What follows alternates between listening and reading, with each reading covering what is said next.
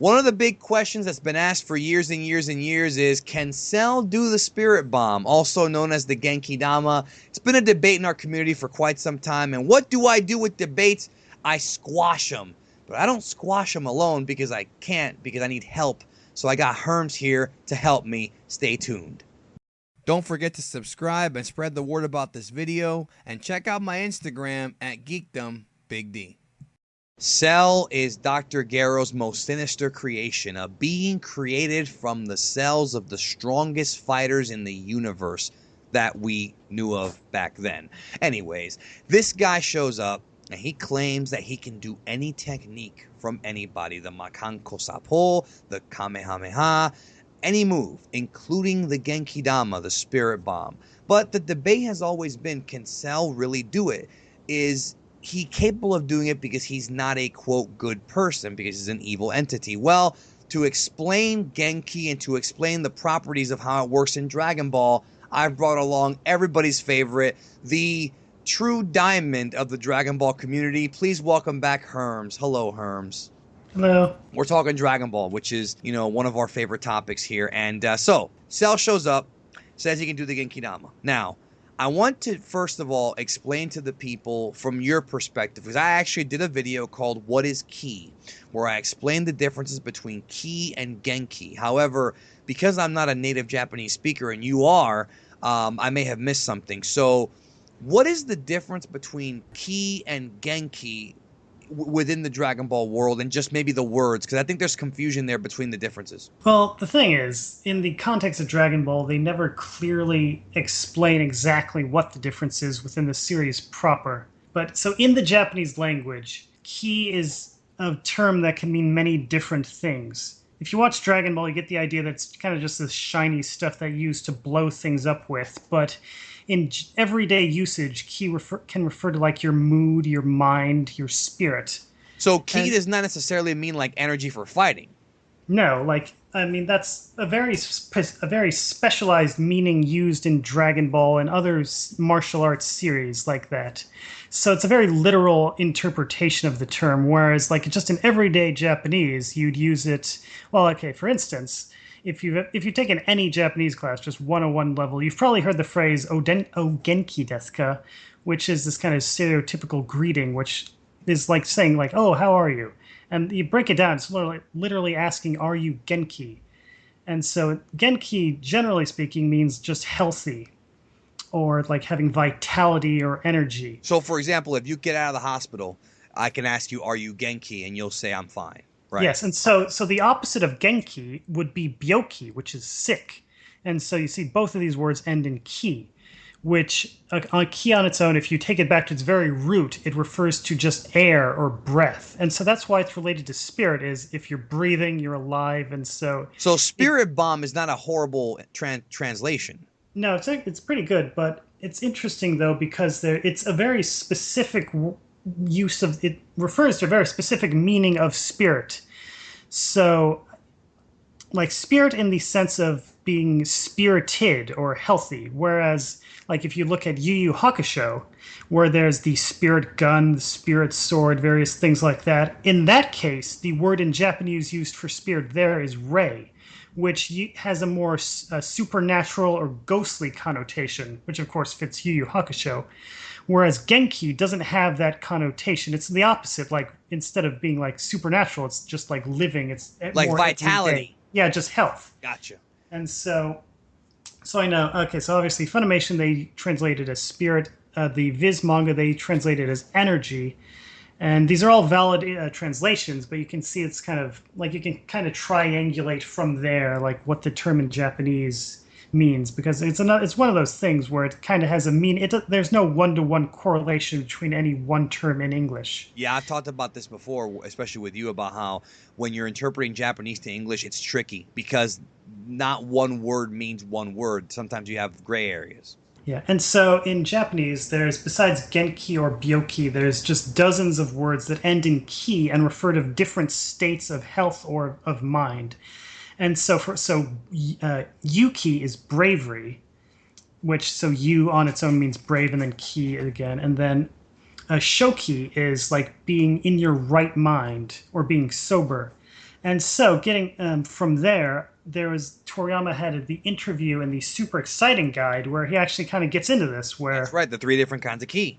well, that's the thing. Okay, this has been made like if you want to go with the things that have been most misunderstood, yeah, like least understood by like the English speaking fan base or just due to translation issues and cultural differences, then yeah, Toriyama's statements on ki in this interview, where he doesn't like he doesn't actually say three kinds of ki. He says like, oh yeah, he says that ki, of course, includes such emotional components as genki, shoki, yuki.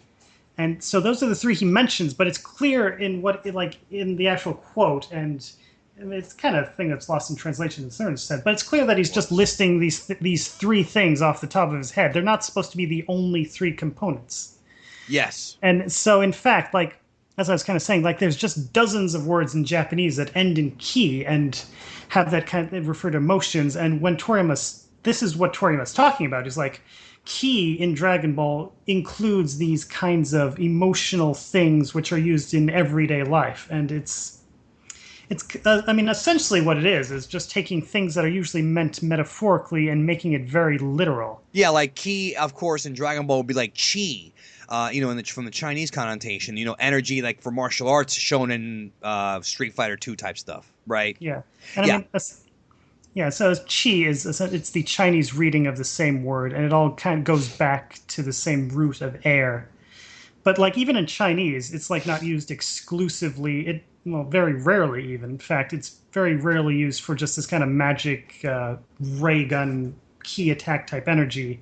Like so in Chinese, in fact, if you want to say qi fun for like an atmosphere, or chi ho for weather. So okay, so apart from emotions, chi in Chinese and ki in Japanese, it's also used for weather because weather, of course, relates to the air.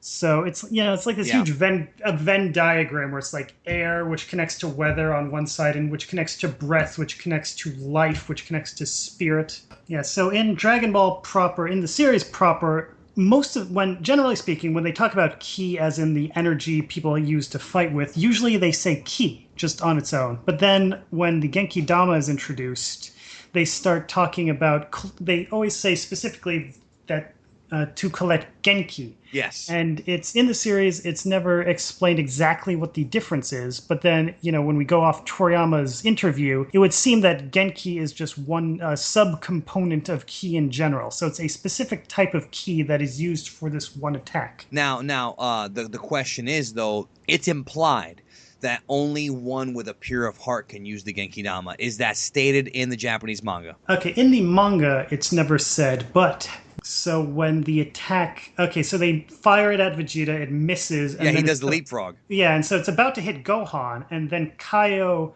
maybe it's Goku, but someone tells Gohan that because you don't have evil ki, you can bounce it back. So it's implied that the attack it only works on evil people, and good people can control it. To a certain extent, at least, an evil person wouldn't be able to control the technique as well as a good person. By that logic, we can say that for Cell, it would be difficult to control, or can he outright not do it? Well, there's not enough really information to go off of, but I mean, at the very least, it implies that he wouldn't be able to bounce it back if someone threw a Genki-dama at him. Majin Buu is pure evil, and he bounced it back. Well, he doesn't bounce it back; he like physically stops it. Yeah, which is even worse, right? Yeah, but it seems like with Buu, at least, it's a different thing. Like like stopping it versus Gohan bounces it back. It's something a bit more. He doesn't like even hit it. He just holds out his hands and it bounces off as if he's slippery almost. So when Goku is doing the Genki-dama, gathering energy from the plants and the soil and things like that, the animals. It's not that he's gathering regular energy, he's gathering healthy energy, because that's what I had always interpreted it as. Yeah, as well, gathering a subcomponent of healthy energy. In RPG terms, it's almost like collecting HP. Yes, health points, hit points, whatever. Yeah, it's like what the part of ki that directly relates to health, which Genki in general everyday context refers to being healthy or energetic. So in the Buu arc as well, when they're trying to gather as much energy as possible, they say at one point, it's like, oh, we don't have enough energy, we need to gather more. And they're like, And then they say, well, you can't do that because if we gather any more energy from any more genki from these people, then they're just going to die. Which is what's vitality. So it really is vitality energy. Like it's like the part of their spirit, like spirit bomb, right? That's my connection. Yeah. Because a lot of people, Herms, have always said, well, I don't understand. If you have Goten, Trunks, and, Ultimate Gohan there, right, with this incredible high level of power, wouldn't Ultimate Gohan's power be enough to power that Genki-Dama to be explosive? Yeah, well, yes, but we're not talking about regular ki here. We're talking about Genki. That's always been my argument with that. Going off Toriyama's statement that genki is a type of ki, it would seem that by definition people would have different other kinds of ki in addition to genki, which means that even if you gather all of their genki, like to the point where it kills them, you still wouldn't necessarily have the total amount of ki in their body. That makes sense. So, like in an RPG, if you take everyone's health point, if you take all of someone's health points, then they'd be knocked out or dead or whatever. Yes. But they'd still, you're not draining off their attack points or their defense or speed or anything. So, do you think Cell could do a Byoki-Dama? I mean, if he was really sick, I guess, but it's the opposite. If he made a Byoki-Dama, then he'd actually make people better. People he gathered Byoki from would be healthier after he took it from them. I mean, in the game he can do it, but again, that's the game. We're talking about the manga and the anime. They're supposed to give you that kind of stuff. So, gun to your head, Herms, Cell could perform the Genki-Dama, but he would have problems controlling it.